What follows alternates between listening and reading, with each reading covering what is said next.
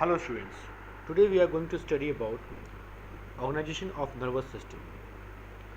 The nervous system is uh, very sophisticated and they act through a very sophisticated signaling. It acts as a control network within the body. The specialized cells that constitutes the functional unit of the nervous system are called neurons. So what is neurons? We have definition.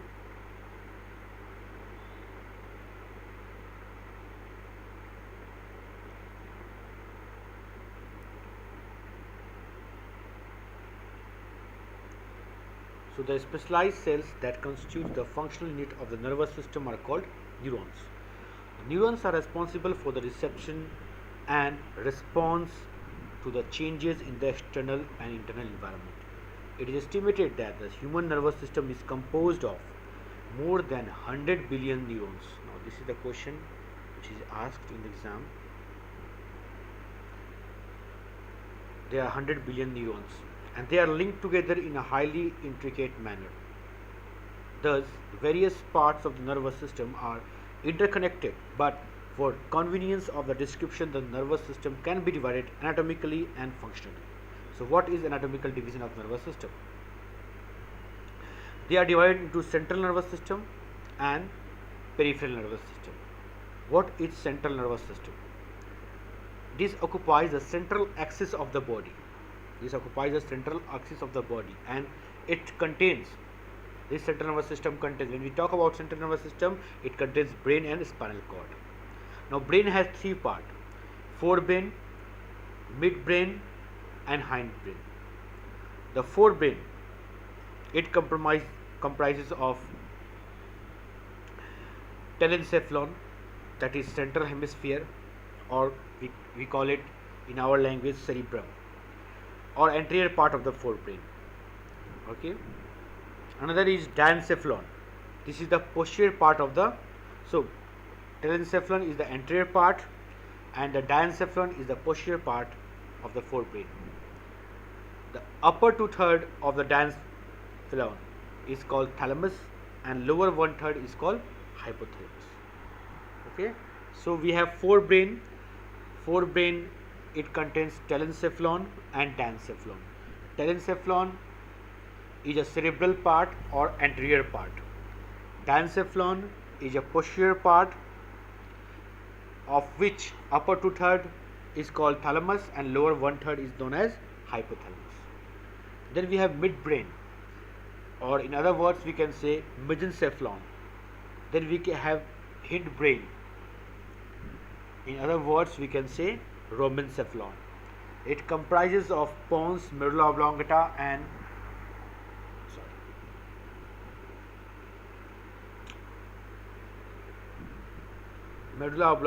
and cerebellum, right?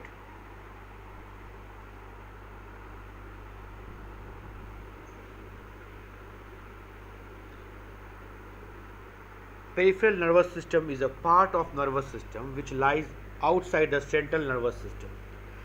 The peripheral nervous system, that means the name is peripheral, that means besides the central axial part, everything is peripheral nervous system, and it consists of the peripheral nerve and ganglia associated with them. Peripheral nerves attached to brain are called cranial nerves, and we have 12 pair of cranial nerve, and those peripheral nerves which are attached to the spinal cord are known as spinal nerve, and we have 31 pair of spinal nerve. Okay. Now how we divide the nervous system functionally? We have, so anatomically we have what? Forebrain, midbrain, hindbrain. Okay, and we know the different scientific name for the forebrain, midbrain, hindbrain. So this is anatomical division. Now we come to functional division. We have somatic nervous system and autonomic nervous system, and both have two division: sensory division and motor division. Sensory division is the afferent part collecting information, and the motor division is for execution of the action. Now, somatic nervous system क्या होता है? As I said, the both nervous system, either somatic or autonomic, they both have sensory and motor division. So let's first talk about the sensory division of the somatic nervous system. The sensory division of somatic nervous system collects the information about the changes that takes place in the external environment and interprets the meaning of these changes. Okay, the sensory division of the somatic nervous system consists of, we have, for collecting information, first of all we have to have a sensory receptors. What is the function of sensory receptors? It receives stimulus from the external environment. Now, what is the stimulus? It is a change of environment of sufficient intensity to evoke a response in an organism. So, this is an environmental change, and that environmental change has to have so much intensity that can evoke a response or action potential can be generated. So that is the stimulus, and this stimulus is perceived by these receptors. And what can be the form of the stimulus or a change in environment? The change in environment or a stimulus may be in the form of mechanical stimulus, may be in form of chemical stimulus, may be in the form of thermal stimulus, may be in the form of auditory stimulus, or may be a form of visual stimulus. What we see is the visual, what we listen is the auditory. Okay, if you touch the hot and cold, if you feel it, that is a thermal sensation. Chemical sensation, what we touch or sorry, what we taste, that is a chemical sensation. Mechanical, what we touch is a mechanical sensation. So these are the change in environment which can be perceived by the receptors. Now from the receptor, the information has to go to the CNS, either the brain or the spinal cord, and these are taken by the special neuron that is known as afferent.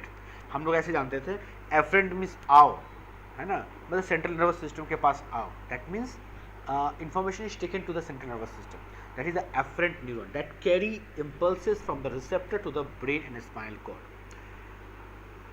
Parts of the brain that primarily deals with the processing of the information. And then we have the motor. After all the information comes to the CNS, they are the information are modified in some or other ways, and then there is a work for the motor division of the somatic nervous system. They have a function to executing appropriate action.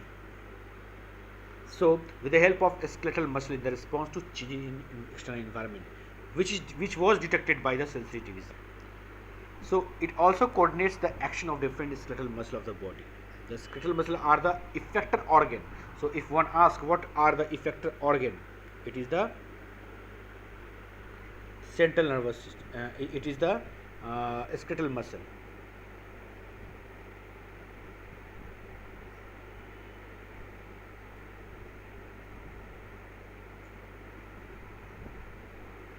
Okay.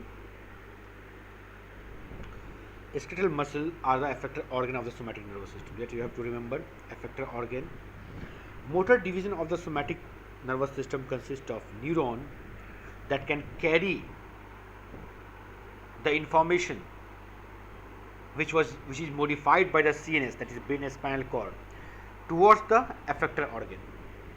Okay, a single motor neuron arising from the CNS transfers directly to the skeletal muscle without mediation of the ganglia.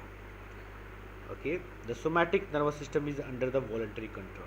So this somatic nervous system is under the voluntary control, either the sensory or the motor. These are the characteristic that divides the that differentiates the somatic and autonomic is that somatic is under the voluntary control and autonomic nervous system is not under your voluntary control. Okay.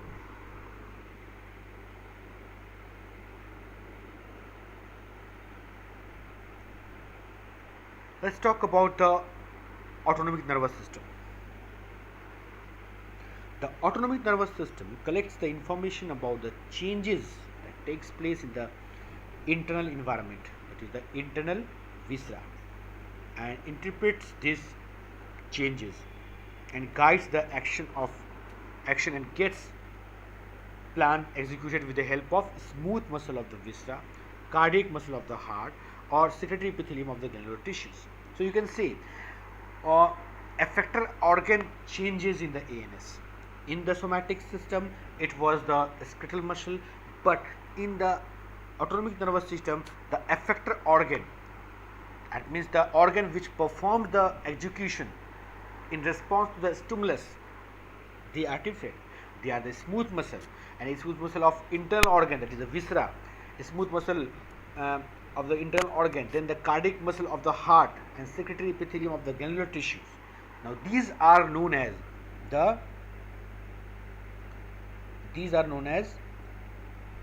effector organ of the ANS.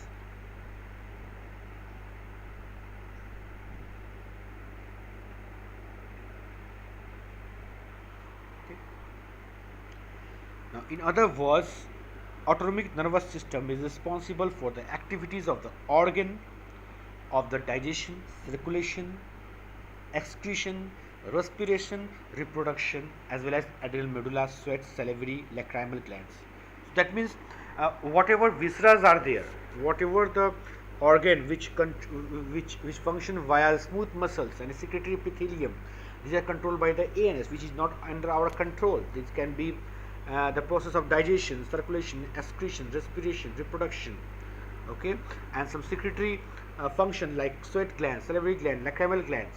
All these are controlled by the ANS. It also controls the activity of the smooth muscle of iris, okay, present in your visual system, ciliary body present in the eye, and erector spinotum. So erector spinotum is a muscle, a smooth muscle which can cause erector pili.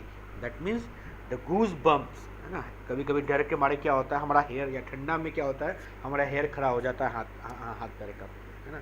That is the goose bump. So that is controlled by the muscles, erector spinotum, that is controlled by the ANS.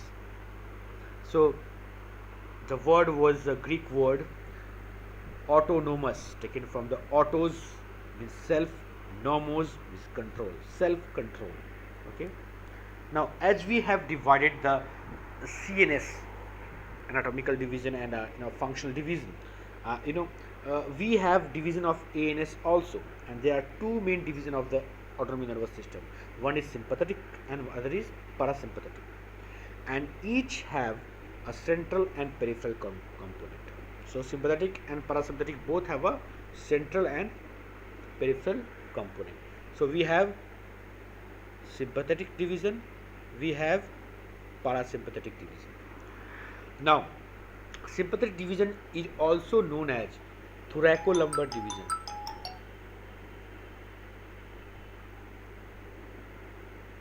Sorry, I just have to do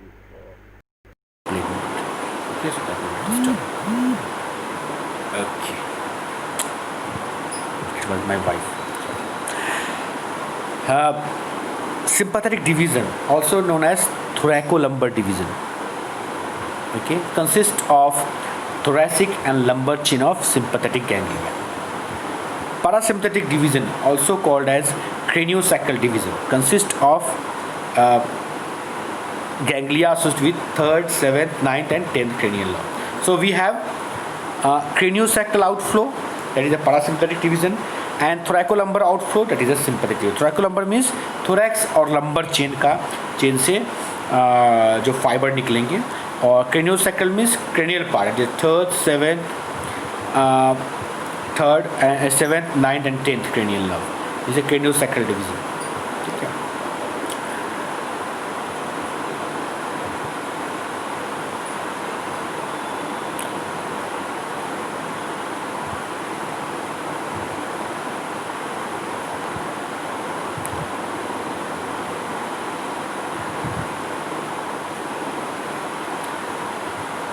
So in subsection we will first study physiological anatomy and the function of the nervous system. This will deal with the anatomy and function of the various parts of the nervous system. Other is neurophysiology or neurophysiological process that includes study of sensory motor, autonomic and higher function of the nervous system. Neurophysiology, though a very complex subject, primarily involves following process. First is reception of the changes of the internal and external environment. It is a function of receptor which are present, external receptor or internal receptor. Then that impulse that has been received, that will be transmitted in the form of impulse from receptor to the brain and via the function of neuron, that is the afferent neuron. A specialized junction called synapse are there to transmit impulse from one nerve to another. This process is known as synaptic transmission.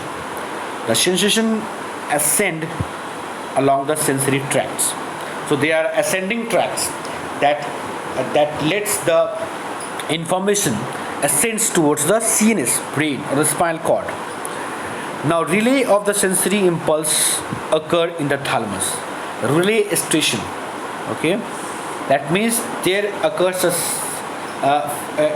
the information goes to the thalamus, and from thalamus they are sent to different organ, different parts of the brain. So they are a type of relay station for the information. So if we say what is the relay station for the in the body or in the nervous system, that is the thalamus. Now after the information goes to different parts of the brain, then there occurs a processing of the sensation. Okay, there occurs processing of the sensation in the cerebral cortex.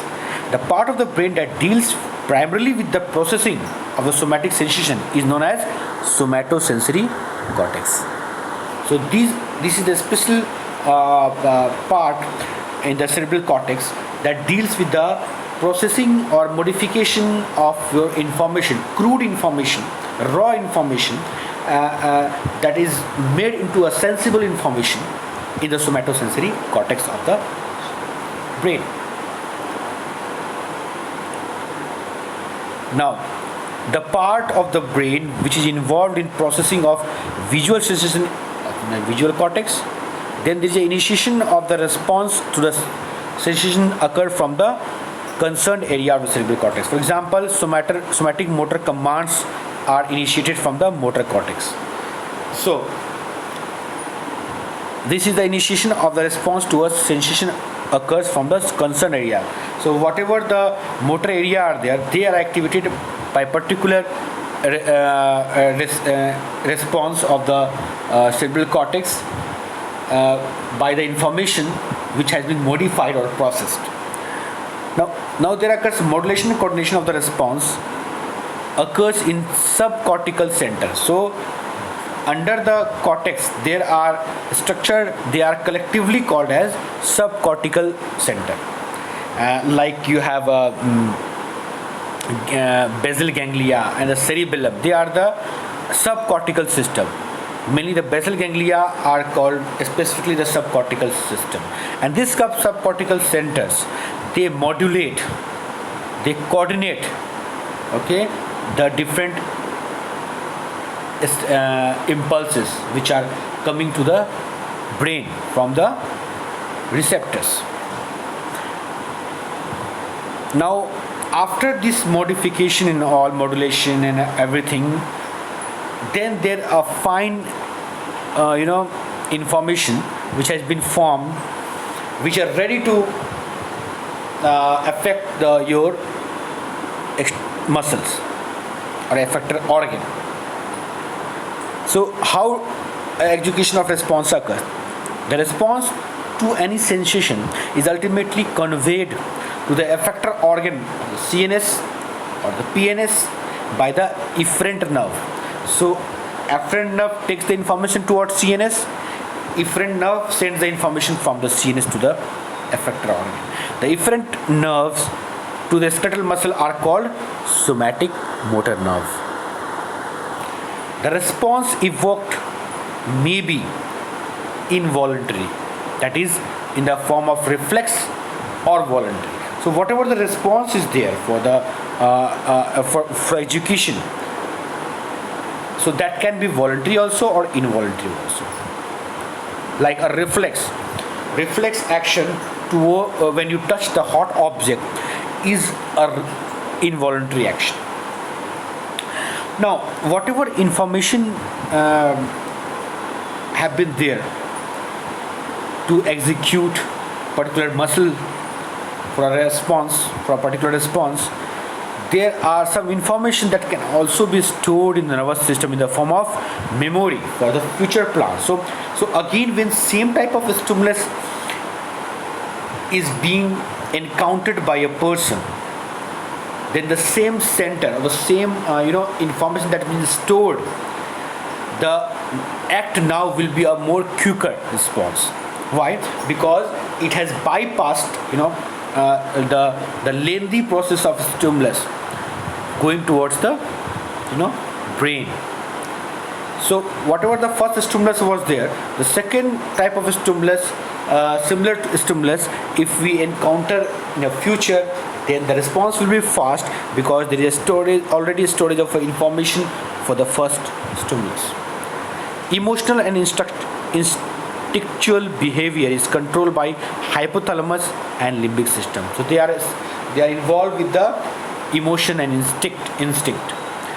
Consciousness and sleep, they are the function of the brain, and mainly it concerns the RAS, reticular activating system, RAS. Higher function of the nervous system includes learning, memory, judgment, language, and other functions. These are the things which we study in the higher function.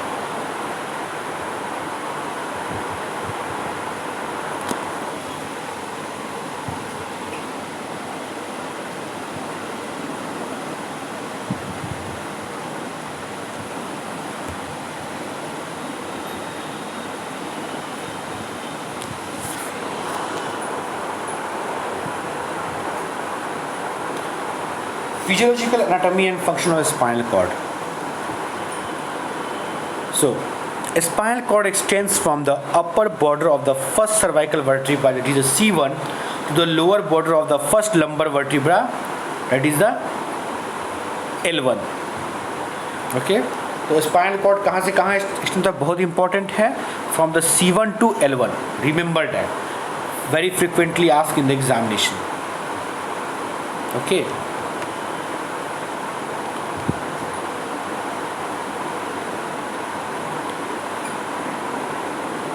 Now, its upper end become continuous with medulla oblongata. So, if you have a spinal cord, remember the upper end and the lower end. Upper end जो होता है from the C1 and the lower end till the L1. So, the upper end becomes continuous with the medulla oblongata, and its lower end is called conus medullaris. Conus medullaris. They become continuous with a fibrous cord. A fibrous cord, है ना, that comes in continuation from the conus medullaris, and that is known as phylum terminale, है ना, phylum terminale. So conus medullaris से final terminal. लेकिन याद रखना, जो L1 जो होता है that is up to the conus medullaris. तो कभी कभी क्वेश्चन आता है कोनस मेडुलरिस का लेवल क्या है, that is the L1, that is the lower ends of the spinal cord. ठीक है, लेकिन फाइलम टर्मिनल का जो होगा that is below the L1, उसका लोकेशन बिलो द L1 होगा, because they are the cord extending from the conus medullaris. The spinal cord is cylindrical in shape and it presents, there are two enlargements, two fusiform enlargements. So it's not a total cylindrical. There is cylindrical shape, but you have two enlargement in that cylinder, है ना. जैसे कि हम लोग beaker देखते हैं ना, beaker नहीं, जो हम लोग हेमाटोमीटर बॉक्स देखते हैं, then we have for blood suction, when we do RBC and all, so blood section we have cylindrical tube, then we have enlargements, bulb. So in the bulb, that bulbous structure, there are two bulbous structure in this cylindrical spinal cord.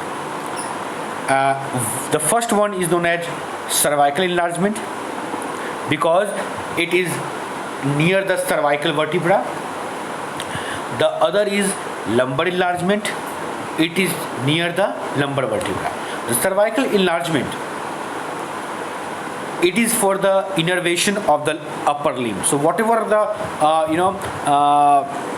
nerves that arises from this cervical enlargement of the spinal cord, it is for innervation of the upper limb, nerve supply of the upper limb. The lower enlargement, that is known as lumbar enlargement, is for innervation of the nerve supply for the lower limb.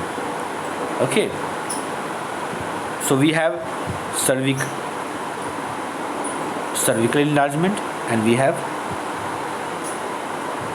lumbar enlargement. Now the spinal cord possesses in the midline anteriorly a deep longitudinal fissure.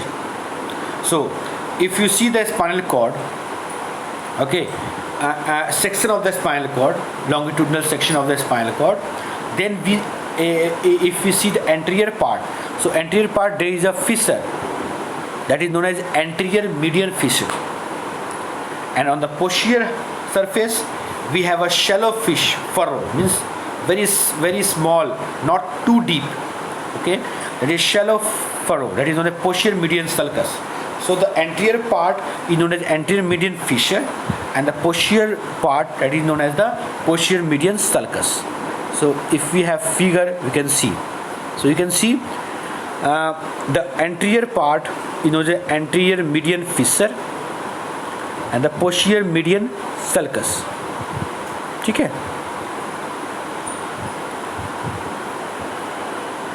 So you can see here this one, this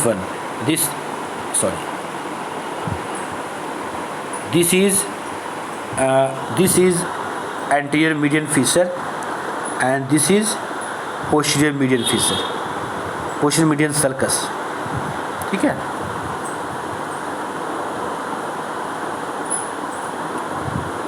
So we have anterior median fissure, we have posterior median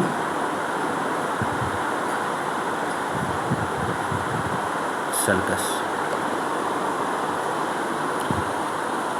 A spinal cord, like the brain, is surrounded by three meninges. So the brain is protected by three meningeal, the outer covering. In the same way, spinal cord is also covered by the three meninges. So we have dura, arachnoid and pia. ठीक है? Dura, arachnoid and pia matter. So we can very much appreciate the cylindrical form of a spinal cord, where you have it starts at the C1, the upper end, and the lower end at the L1. Okay, and there are two forms of enlargement. One is cervical enlargement, gives innervation or a nervous supply to the upper limb.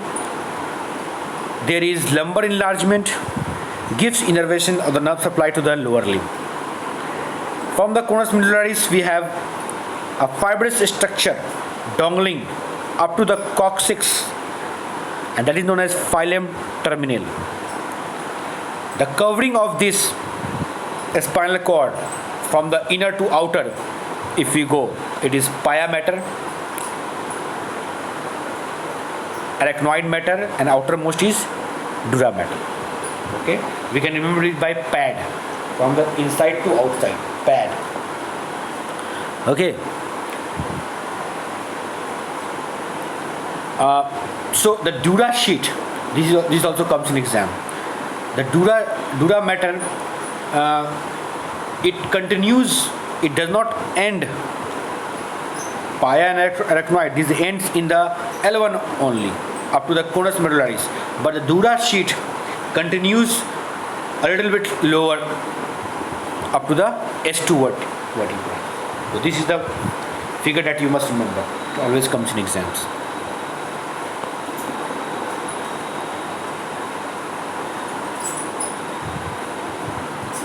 internal structure. Now, if you cut the cross section of the vertebra, the neural tissue of the spinal cord presents an inner gray matter. So you can see the inner gray matter and outer white matter. So this is the inner gray matter and this is the outer white matter. Gray matter is constituted by nerve cell bodies. So if someone asks you what is present in the gray matter, in the gray matter nerve cell bodies are present. Nerve cell bodies are present. So if we talk about the neurons, neurons have the axon and the cell body. The nerve cell bodies of the neurons are present in this gray matter. Apart from that, dendrite are present. Some part of axons are present. Okay. And what constitutes white matter? White matter is formed by either myelinated or unmyelinated nerve fiber. Okay. So let's again see how these are divided. Gray matter. So we will come to this figure again and again to enhance our knowledge. But just look at this. This is a posterior median sulcus we have studied. Okay. This is the septum, posterior median septum, and if we talk about this gray matter, the posterior part of the gray matter is two horn. There is a two horn like a cow. If it is a cow, there are two horn type. So this posterior horn is also known as dorsal horn. This is dorsal horn, and this is anterior horn. This is anterior horn. Okay, or the ventral horn you can say. So ventral horn, dorsal horn, and the middle part is known as, this is lateral horn. Okay, this is central canal. This is lateral funiculus. This is lateral funiculus. This is gray commissure. Okay, the anterior white commissure. Commissure means the middle part. Okay. So the anterior part is known as anterior funiculus, the posterior part is known as posterior funiculus, and the lateral part of the white matter is known as lateral funiculus. In the same way, the posterior part of the gray matter is known as dorsal horn, anterior part of gray matter is known as ventral horn, and lateral part of the gray matter is known as lateral horn. So in a transverse section, the gray matter of the spinal cord forms an H-shaped structure, in the center of which is present a canal known as spinal canal. So we have a spinal canal. So you can see the spinal canal here. Dorsal horn or posterior gray column refers to the posterior horn-like projection of the H-shaped gray matter in each lateral half of the cord. The dorsal gray column has been subdivided into anterior and posterior into a base, a neck and a head. So dorsal column has been subdivided. If we divide this dorsal column, dorsal horn, so they will divide it into the base, neck and a head. So this is the base, neck and a head. Ventral horn, that is the anterior part, this ventral horn. So ventral horn does not have a neck. So the ventral gray column has been divided into the anterior part of the head and posterior part of the base. So this anterior part is known as head and this is base. There is no neck like the dorsal horn. Okay. Lateral horn or the intermediate horn or the lateral column. So the dorsal horn is also known as posterior gray column. Posterior gray column or the posterior horn like the ventral horn is also known as anterior gray column and the lateral horn is also known as intermediate or lateral column and refers to a small lateral projection between the ventral and dorsal gray column.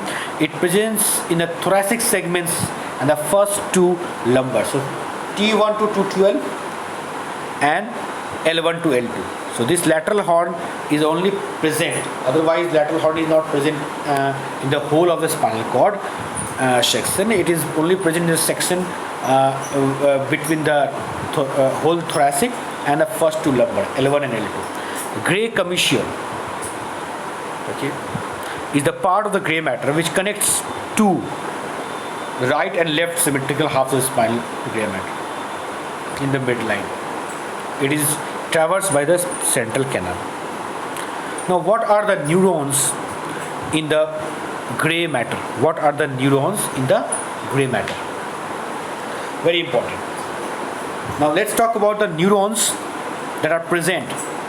As we have said, key, what is the structure present in the gray matter? That is the cell body, that is the dendrite, and some part of the axon. So in the same way, the ventral horn will contain all this. So what are the neurons present in the ventral horn? Ventral horn neurons of the spinal gray matter are involved in motor function. So always remember, anterior part of the spinal cord is involved in the motor function, and the posterior part of the spinal cord is involved in the sensory function. So whatever the information that comes via afferent nerve goes to the posterior horn and then again come to the anterior horn. Okay. Functionally, the motor neurons are of four types. Group of ventral horn nucleus. Nuclei in the ventral horn of the gray matter. The above described neurons of the ventral horn are arranged in three mediolateral columns. So we have from the center towards the lateral side, we have one column, two column, and three column. The centralmost part, which is near the central canal, is known as medial group of column. In between, there is a lateral group of lateral side. There is a lateral group of column, and there is a central group of canal. So medial, lateral, and central. Neurons in the dorsal horn, पीछे का part जो है जहाँ पर head, नेक और base था, वहाँ पर there are two types of nerve neurons. One is internuncial neurons, and other type of neuron is the tract cells. Now these internuncial neurons, so this is the internuncial neurons, this is the tract cell.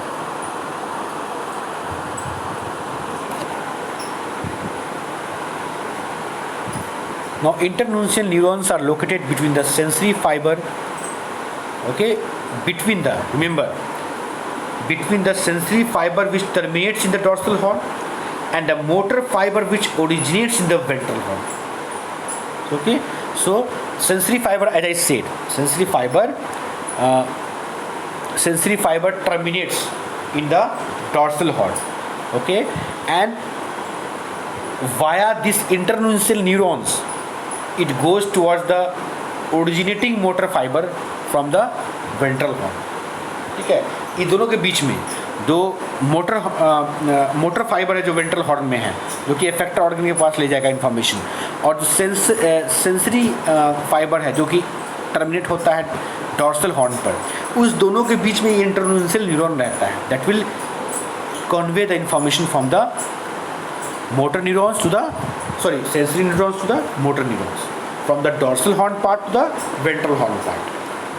The tract cell, now these are other group of cells that is present in the dorsal horn. These tract cells receive impulse from various receptors of the body through the dorsal nerve root. So dorsal nerve root fibers, they bring the information from the various parts of the body, and axons of these cells, okay, axon of these cells enter the white matter of the spinal cord. So from here the axons will enter to the white matter of the spinal cord on the same level, or it can go to the opposite side of the same level and constitute either intersegmental tract or ascending tract which terminate in various masses of gray matter in the brain. So there can be intersegmental tract. Intersegmental tract means, suppose a fiber, nerve fiber, or the information impulse comes into the dorsal nerve root fiber and it terminates into a tract cell, Now the axon of this tract cell can go upwards towards the different tract, ascend upwards towards the different tracts, or it can lower downwards or descend downwards to the other tract. So this is known as intertractal, intersegmental tract. Or it can ascend all the way and terminates in the brain. The axon can terminate in the brain, gray part of the brain. So these tracts will be known as ascending tracts, and sometimes there are descending tracts also, which terminate on these type of tract cells. Now, group of dorsal horn neurons.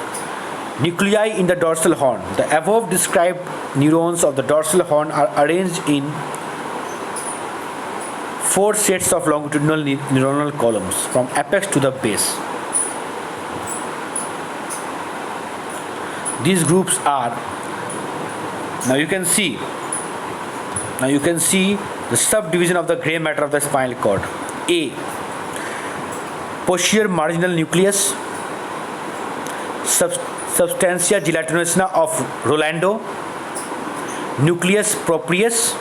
So these are the subdivision of the gray matter, dorsal gray matter, you can see. So in the dorsal gray matter, we have posterior marginal nucleus at the apex, and as we come towards base, there is a substantia gelatinosa of Rolando, nucleus proprius. This will be very much important in your pain pathway when we study the pain pathway. Okay. Then we have intermediate, gray horn or the lateral gray horn. We can see the dorsal nucleus present towards the central canal. Then laterally we have intermediolateral nucleus, very important nucleus, intermediolateral nucleus. Then we have intermedial nucleus. Okay, when we come down towards the anterior gray horn, so we have from base towards apex, we have retrodorsolateral nucleus, we have dorsolateral nucleus, we have ventrolateral nucleus, and when it comes towards the medial aspect of the anterior gray horn, we will see dorsomedial nucleus, ventromedial nucleus. Okay, then we have phrenic nucleus, we have accessory nucleus. Okay, so we all these nucleus are divided into different lamina. If we go into different lamina or the layer, we have in the dorsal column we have 6 lamina. In the dorsal column we have 6 lamina, and different lamina, different group of nucleus are there. So lamina 1, lamina 2, lamina 3, lamina 4, lamina 5, lamina 6. In a lateral gray horn column we have the 7th lamina, and in the ventral gray horn we have the 8th and 9th lamina. Now we talk about the substantia gelatinosa of Rolando. The first major nucleus is substantia gelatinosa of Rolando. You can see.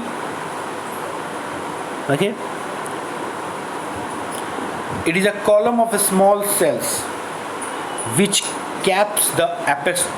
That means it is like a cap in the apex of dorsal horn, and they are nothing but a gelatin type of material along the entire length of the spinal cord. So this substantia gelatinosa of Rolando, this group of nuclei are present in the whole length of the spinal cord. They are gelatin-like material. It is a continuous above with the nucleus of spinal tract or trigeminal nerve, and the substantia gelatinosa is traversed by the fiber of lateral division of the dorsal nerve root, which convey primarily pain and thermal sensation. The substantia gelatinosa cells has a role in gate control of the pain. So when we study the different control of the pain, gate control theory of the pain, we will see the role of substantia gelatinosa, right? Nucleus proprius, it extends along the entire length of the spinal cord. Again, it is composed of internuncial cells that we talked about, that is the between the you know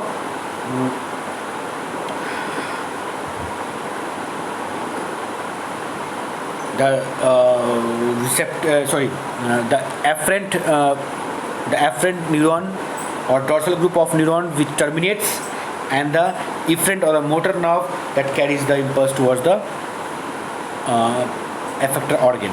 So in between them there are internuncial cells or tract cells whose axons form the ascending tract, which occupies the anterolateral white funiculi of the white matter of the spinal cord. Dorsal nucleus. The dorsal nucleus, also called thoracic nucleus or the Clark's column. They extends from the C8 to L2. It is composed of tract cell, which receives. So these nucleus, or thoracic nucleus or Clark's nucleus, C8 to L2, because between the C8 we have and L2 we have the whole thoracic segments. It is composed of tract cell which receives proprioception, which is touch sensation and the pressure sensation from the trunk and the lower limb. Axons from these cells form a ipsilateral posterior spinocerebellar tract. That means axons from this nucleus will, in the same level, it will go towards opposite side of the white matter, and there they will form posterior spinocerebellar tract. ठीक है, तो Clarks column का जितना भी C8 to L2 जितना भी proprioception या touch या प्रेशर का सेंसेशन आता है वो अपोजिट साइड के ब्रेन में जाता है. ठीक है, sorry not opposite side, same side. It is ipsilateral not contralateral, sorry. It goes in the ipsilateral posterior, in the same side. The axon will go towards the white matter, and then it will be called as posterior spinocerebellar tract. Again, this is ascending tract. Posterior marginal nucleus. It is formed by the marginal cells which covers the substantia gelatinosa at a very tip of the dorsal horn. Now, neurons in the lateral horn we have. Then division of the gray matter into lamina. So we have different type of neurons. So we will study this in the second class. Okay. So we are just stopping here. We will see the other divisions in the second class that we will take. Okay. Thank you so much.